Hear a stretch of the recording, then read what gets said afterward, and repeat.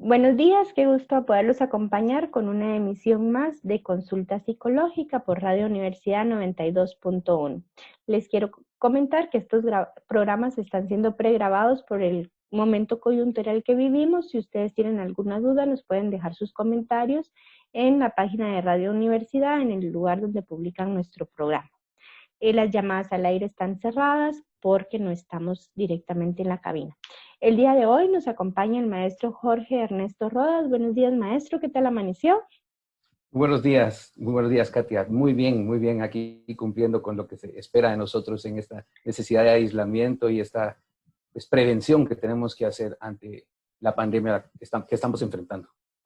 El día de hoy vamos a estar platicando con el maestro un poco sobre las personas con trastornos por uso de sustancias que hemos identificado como personas vulnerables, aunque cuando el gobierno y todos los medios sociales nos hablan de estas personas, no las están identificando como personas vulnerables, ¿verdad?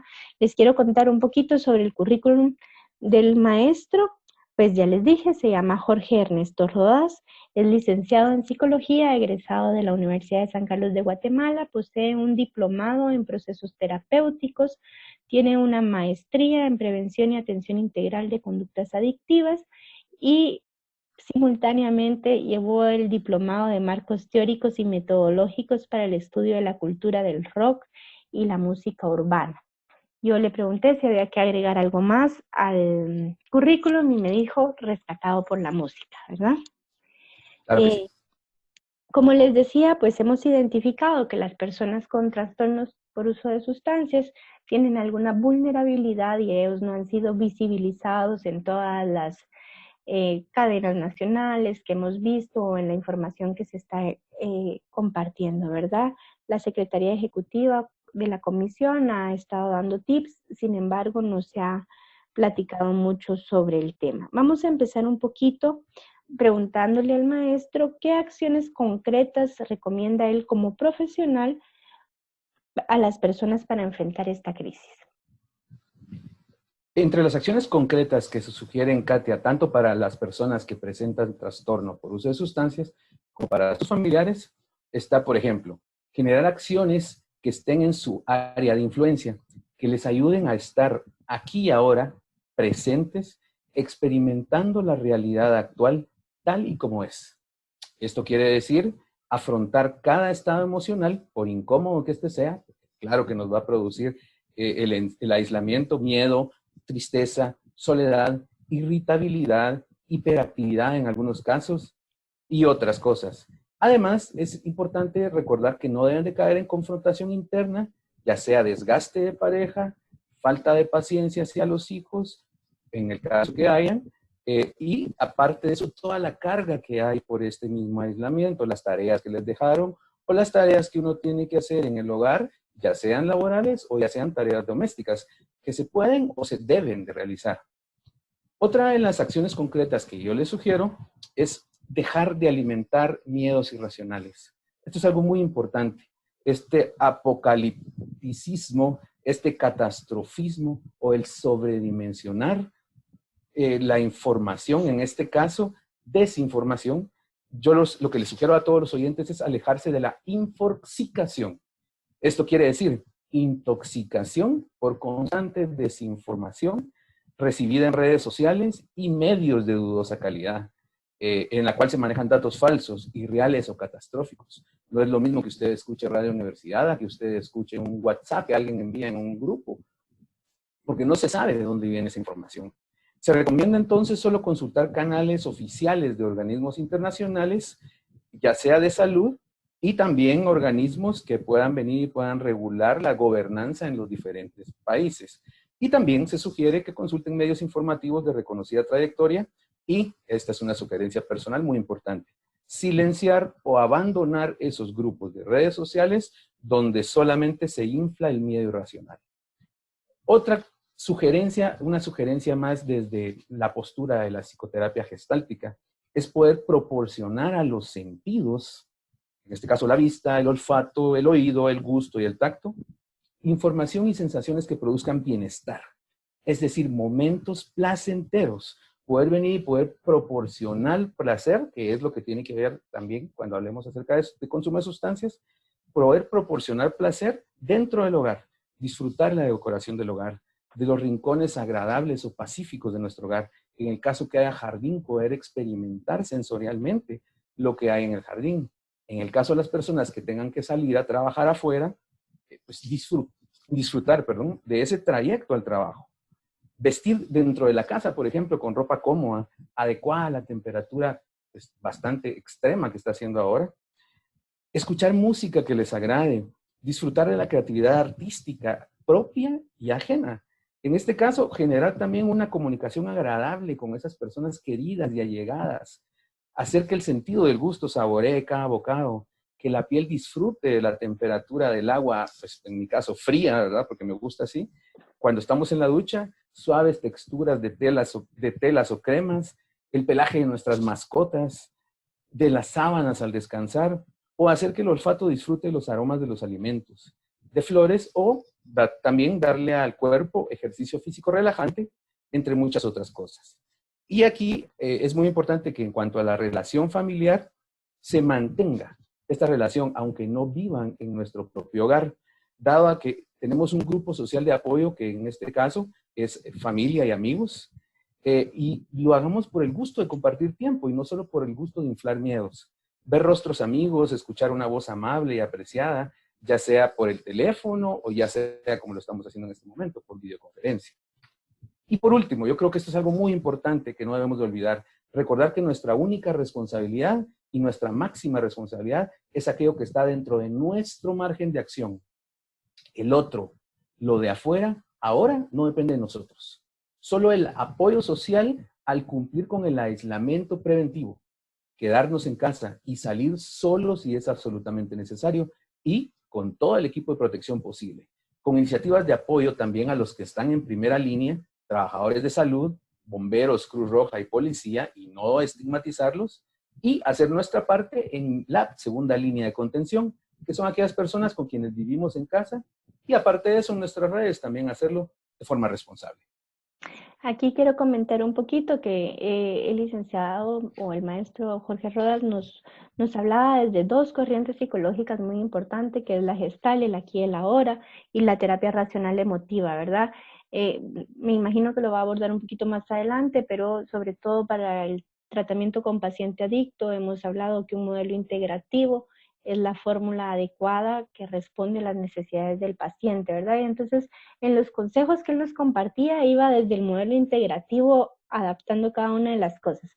Aquí yo le quiero hacer una pregunta al maestro antes de pasar a la que tenemos preparada, que es un poquito el ponerse con ropa cómoda, o más que pregunta es un comentario, ¿verdad? Es cierto que nos debemos de sentir cómodos, pero para algunas personalidades un poco depresivas, el ponernos ropa cómoda o mantenernos con ropa de dormir en este encierro puede ser un poquito patológico, ¿verdad? Entonces, una ropa que nos haga sentir bien, ¿verdad? No mantenernos en aquel descuido como persona. Claro, y es que para no ahondar mucho en eso, muchas veces muchos usamos una especie como de disfraz para ir a trabajar. Y en realidad hay gente que una corbata, un traje, le hace sentir incómodo. Pero hay personas que tacones los hacen sentir cómodas, por ejemplo, ¿verdad? Entonces uno tiene que hacer un balance en la casa. Y lo que dijiste es perfecto, porque el hecho de estar súper o hiper cómodo también hace que uno relaje demasiado la mente y puede hacer que en las personas que tienen antecedentes previos de depresión pueda hacer de que se dispare. Sabemos que la depresión es una cuestión pues, bioquímica cerebral, pero también puede venir y puede empezar a, dada esta situación coyuntural extraña, puede venir y puede agravarse. Sí. Bueno, entonces, entrando un poquito ya al tema en materia, me gustaría que platicáramos sobre las cosas que hacen vulnerables al paciente con trastorno por uso de sustancias, ¿verdad? Ok, digamos que hay características esenciales que pueden dividirse en lo que tiene que ver con el cuerpo, lo que tiene que ver con la personalidad y lo que tiene que ver con el contexto. Específicamente en lo fisiológico, lo que nosotros y los médicos denominan comorbilidad o patología dual de situaciones médicas, podemos venir y podemos hablar que los trastornos por consumo de drogas suelen ir acompañados de afecciones corporales o somáticas, en algunos casos como VIH, en algunos casos hepatitis B o C, tuberculosis, enfermedades pulmonares o cardiovasculares, en otros casos accidentes cerebrovasculares, cáncer, lesiones, traumas, entre otros. Además, las personas con trastorno por uso de sustancias, especialmente quienes inyectan, es lógico que tengan un sistema inmunológico comprometido. Eso en el área fisiológica, pero en el área psicológica encontramos que entre las características que los hacen vulnerables se encuentra el bajo autocontrol, el bajo autoconcepto y autoestima, dificultad en el manejo emocional, estos son trastornos afectivos, tendencia a la soledad o al distanciamiento de las personas significativas, que puede desencadenar trastornos depresivos, tendencia a la obsesión-compulsión y déficit de estrategias de afrontamiento de estrés o trastorno de ansiedad ante entornos cambiantes o demandantes, tales como un aislamiento obligatorio, toque de queda o cuarentena. Y en el caso de los contextuales, que es lo social, la presencia del estigma y de la discriminación vinculados al uso de sustancias. También las limitaciones económicas o complicación en el manejo de presupuestos domésticos. Y en el peor de los casos, las limitaciones de acceso a recursos básicos, tales como vivienda, empleo, atención de salud y apoyo social. Por todas estas razones, puede resultar más difícil para las personas que consumen sustancias poder protegerse y pueden correr entonces un riesgo especial de desarrollar entonces COVID-19 y todas las complicaciones concomitantes. Sí, aquí se me hace importante retomar dos puntos que compartía el maestro. Primero, que hay comorbilidad de otras enfermedades, tanto físicas como psicológicas, ¿verdad? Él nos mencionaba VIH, hepatitis, y en psicológicas nos decía depresión, ansiedad, y hay otros sin número, ¿verdad? Entonces, realmente hay comorbilidad tanto en lo físico como en lo psicológico. Y también considero importante que las enfermedades que mencionó son enfermedades que deprimen el sistema inmunológico, ¿verdad? Entonces eso los hace sensibles a adquirir el virus. Otra cosa que no mencionó, pero habíamos platicado un poquito fuera del aire y él lo publicó en un artículo que publicó para Prensa Libre, es el desgaste de las vías respiratorias, ¿verdad? Especialmente cuando se vapea o cuando se inhala o cuando también se consumen inhalantes.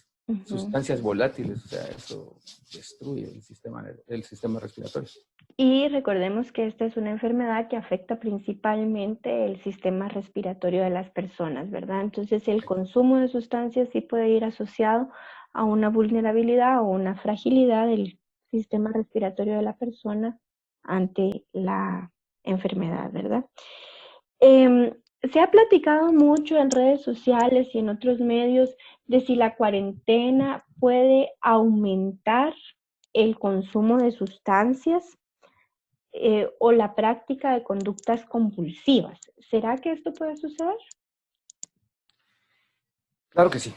El consumo de sustancias o la práctica de conductas compulsivas surge como una, entre comillas, estrategia de afrontamiento percibida por las personas para tratar de mitigar. Sí, sí.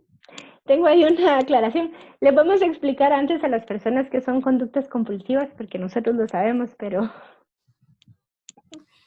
Ok. Entonces, digamos, las personas para tratar de mitigar esta ansiedad, estos miedos irracionales, lo que hablamos en anteriores preguntas, digamos, ellos vienen y, además de ser una opción esto ante el aislamiento social o consecuencia de las tendencias depresivas de algunas personas, estas se agravan durante la cuarentena. Es muy temprano, y es que tal vez la primera pregunta era la que yo consideraba muy importante. O sea, ¿podemos asegurar en este momento? Yo creo que para poder asegurar tenemos que tener datos. Y entonces eso es algo que quería aclarar. Es muy temprano en el desarrollo de la pandemia, en el contexto latinoamericano específicamente, dado el poco tiempo transcurrido y el tiempo que nosotros, tú bien lo sabes, el tiempo que se lleva en elaborar una investigación verdaderamente académica y científica para poder tener cifras. Pero todo indica que estos datos que evidencian el aumento de estas conductas de consumo, que es, digamos, al decir compulsión, es querer ahora, querer en 5 minutos, querer en 10 minutos, querer en 15 minutos. La frecuencia de lo consumido, el tiempo, la cantidad de lo consumido, Eso es lo que se puede venir, se puede denominar como compulsión. Esta compulsión no únicamente se tiene que venir asociada al consumo de sustancias, sino que ya en su momento vamos a hablar también como la alimentación, la práctica de relaciones sexuales o como el consumo de nuevas tecnologías puede ser también de esta forma compulsiva. Y compulsión es venir y tratar de venir y darle todo el tiempo disponible, todos los recursos disponibles solamente a esa conducta, dejando por un lado y deteriorando el contacto con la familia, deteriorando la economía o deteriorando la salud. Entonces, Katia, retomando la cuestión de qué es lo que puede aumentar. El efecto antagónico, por ejemplo, de las prohibiciones de licor, dispara compras en cantidades masivas del mismo. ¿Para qué? Para que la gente lo pueda almacenar y lo pueda consumir dentro del hogar. Claro, eso no es en todas las personas, pero es en las personas que tienden a tener complicaciones con el consumo del alcohol. Aparte de eso, aunado a la prohibición de estar fuera de casa, el toque de queda, el cual, aunque pareciera reducir la oportunidad del consumo social, agrava el consumo doméstico y con ello aumenta la probabilidad de problemas colaterales, en este caso como la violencia intrafamiliar. Otra de las opciones de práctica masiva en el aislamiento es el uso desmedido de redes sociales, lo que te mencionaba anteriormente. En algunos casos puede convertirse en un consumo compulsivo que compromete horas de sueño, que compromete el bienestar físico y emocional. También debido a la diversa variedad de información o desinformación que la gente pueda obtener. Además, las personas que tengan antecedentes previos de uso compulsivo de tecnología, de pornografía o de ludopatía, que en este caso sería apostar o jugar en línea, van a venir y van a tener la oportunidad, si su contexto familiar se los permite, dada la proximidad de todos los demás, de poder incrementar el tiempo de conexión, especialmente aquellas personas que vivan solas. Sí, ok. Sí, y también como se está practicando constantemente el home office, tampoco hay cierta, ¿qué?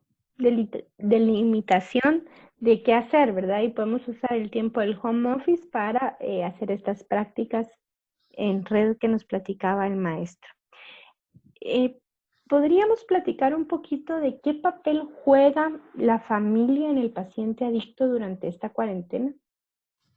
Es fundamental. El apoyo primario o el soporte social familiar es fundamental para afrontar y superar una adicción en cualquier contexto, en especial en estos tiempos de crisis colectivas de salud, dado que los familiares de una persona con trastornos por uso de sustancias que hayan, o vamos a ver, los familiares que hayan recibido terapia o formen parte de un grupo de autoapoyo, van a contribuir doblemente en su proceso de recuperación, brindando soporte afectivo y actuando como agentes de control de la situación.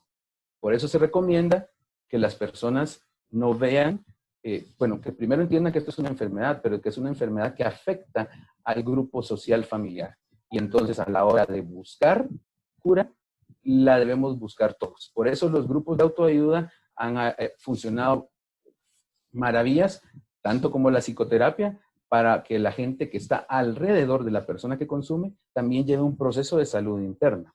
Entonces, retomando a las familias, ya sea con o sin integrantes con trastornos por uso de sustancias, en general se les recomienda lo siguiente: combinar estrategias de comunicación generadoras de cercanía y de confianza, pero también que establezcan límites, también que tengan mucha paciencia y tolerancia, además de propiciar y reforzar la participación de las personas que tienen estos antecedentes previos de uso de sustancias en cualquier actividad alterna al consumo, así como su implicación en la vida familiar. O sea, no venir y no aislarlos, no estigmatizarlos, no tacharlos, no encerrarlos, sino que hacerlos parte del círculo. Hay que hablar, hay que escuchar las dificultades, miedos y preocupaciones de todos los integrantes de la familia, ya que eso genera un ambiente de atención y entendimiento mutuo.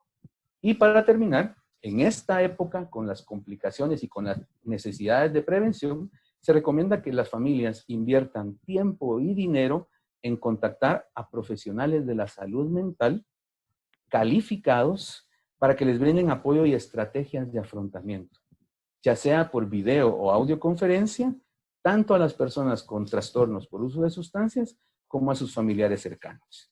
Aquí, por ejemplo, tienen a 2 profesionales que fácilmente pueden contactar, que los pueden ayudar a su proceso de afrontamiento. Sí. Así es, ahí es importante que tengan la ayuda necesaria y profesional, ¿verdad? Y no dejarnos desviar por personas que nos ofrecen ayudas no científicas o no desde la experiencia real. Se ha hablado a lo largo del programa que las personas con trastorno por uso de sustancias son estigmatizadas a nivel social, a nivel familiar, y muchas veces esto limita el servicio de salud que pueden recibir estas personas. Entonces me gustaría, ¿qué puede esperar un familiar de una persona con trastornos de uso de sustancias, de un tratamiento o de una atención a esta persona, ¿verdad? La pregunta sería, ¿qué se recomienda para garantizar el servicio de atención integral a personas con trastorno de uso de sustancias? Okay. Digamos, en este caso, para calmarnos todos, vamos a entender que esto es algo que está fuera de nuestro ámbito de acción, en el caso de las políticas públicas del país o en el caso del sistema de salud, pero nosotros, como profesionales de la salud mental, sí somos parte de esta responsabilidad. Algo concreto, y en este caso me voy a dirigir a muchos psicólogos, médicos o personas que trabajan en el sistema de salud o en instituciones gubernamentales que tengan que venir a abordar el problema del consumo, es entender que debe haber un cambio de paradigma social sobre las personas que presentan trastorno por uso de sustancias. No solo en las instituciones, sino que también en la población en general, para que entonces así las familias, las instituciones, los colectivos acepten que primero que nada es una enfermedad que merece atención, recursos y debe ser priorizada dentro de las estrategias de abordaje integral. Lo que tú mencionabas. Integral no solo en los enfoques terapéuticos, sino integral en cuanto a las profesiones que abordan el problema.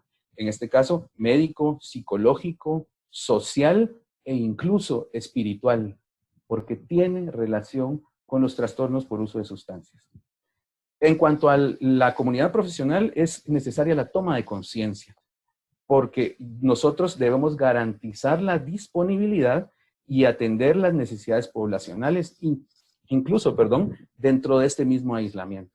Es necesario que todos podamos venir y podamos cubrir de alguna forma las necesidades de los pacientes por medios presenciales, cuando se deba, dentro de un hospital, por ejemplo, o digitales, audio o videoconferencias. Y en cuanto a lo institucional, algo que es bastante grande, pero que es necesario venir a reflexionar, es necesario articular esfuerzos de atención con esta instancia rectora de las estrategias de abordaje a consumidores de sustancias en Guatemala, que es la CECATID. También el Ministerio de Salud y, aparte de eso, las instituciones deben garantizar el cumplimiento estricto de las normas internacionales para el tratamiento de los trastornos por consumo de drogas, las cuales se resumen en los 7 principios rectores siguientes. El primero, el tratamiento debe de estar disponible, ser accesible, atractivo, apropiado.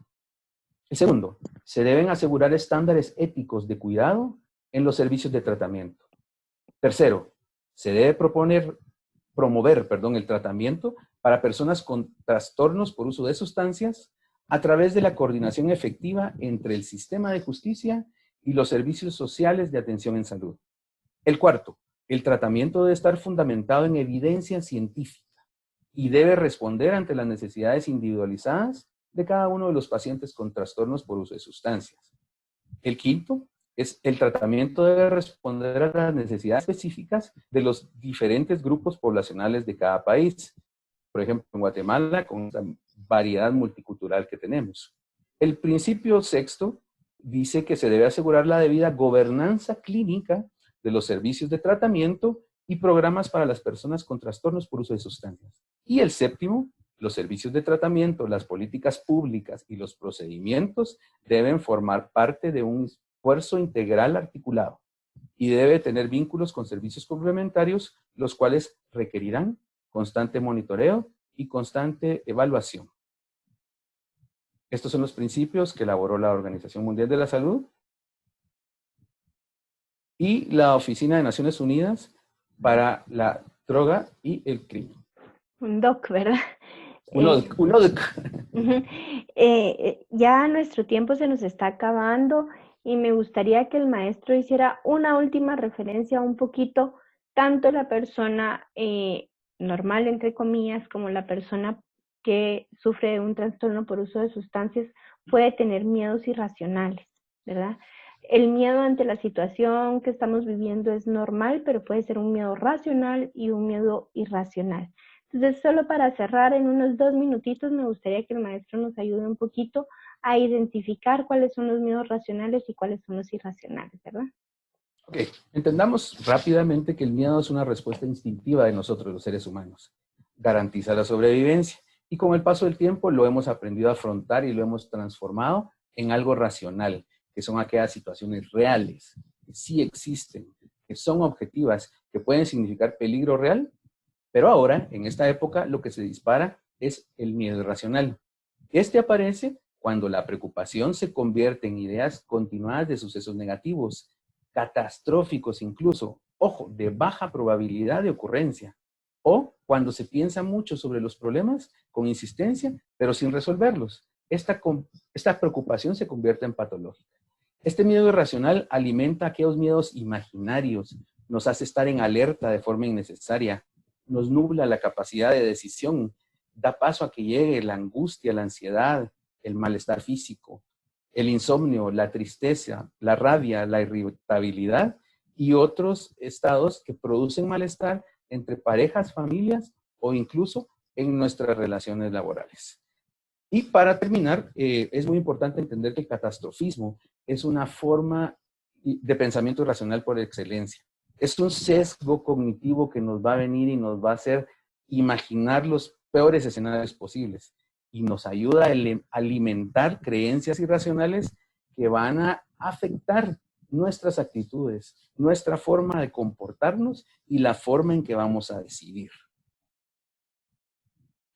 Aquí es importante mencionar que el miedo es el origen muchas veces de la ansiedad y que un paciente adicto es muy ansioso por características propias del trastorno, ¿verdad? Entonces, si las personas que nos catalogamos como no patológicas sentimos este miedo, esta ansiedad, pues el paciente con trastorno por uso de sustancias también lo va a sentir y en esa medida tenemos que generar un lazo de empatía un poco hacia esos miedos que puede estar sintiendo y que pueden activar el circuito de recompensa que lo hace buscar la sustancia, ¿verdad? Y eso es lo importante, que para mitigar la ansiedad se busca entonces una sustancia, pero en realidad lo que se está haciendo es que se está aumentando la ansiedad por el consumo de la sustancia. Ya, No por razonar, no por racionalizar, ni por trabajar este miedo irracional y convertirlo en algo racional que te va a ayudar a ti y a mí a prevenir en lugar de venir y pensar catástrofes. cabal, y eso es nuestro trabajo como terapeutas, ¿verdad? Antes de salir del aire, porque nos queda un minutito, licenciado, si quiere decir algo para cerrar. Pues gracias, Katia, por la oportunidad. Gracias a la Universidad de San Carlos por seguir teniendo estas formas objetivas de poder comunicar a la población lo que se recomienda, ya que cada quien decide. Solamente le digo a la población que previniendo, afrontando y amando a las personas que tenemos alrededor, vamos a poder vivir el día de hoy bien. No sabemos qué va a pasar mañana. Dejemos por un lado lo que pasó atrás, en el pasado. Lo importante es el día de hoy. Y el día de hoy tenemos que estar en paz. Aquí y ahora, como la terapia gestal, ¿verdad? Se despiden de ustedes, Jorge Ernesto Rodas. Y Katia Ramírez. Espero que nos puedan escuchar en la próxima emisión de Consulta Psicológica por el 92.1 de Radio Universidad. También está quedando nuestro programa en la página oficial de la Escuela de Ciencias Psicológicas por si lo desean buscar. Que tengan feliz jueves, feliz día y los acompañaremos la siguiente semana. Feliz día.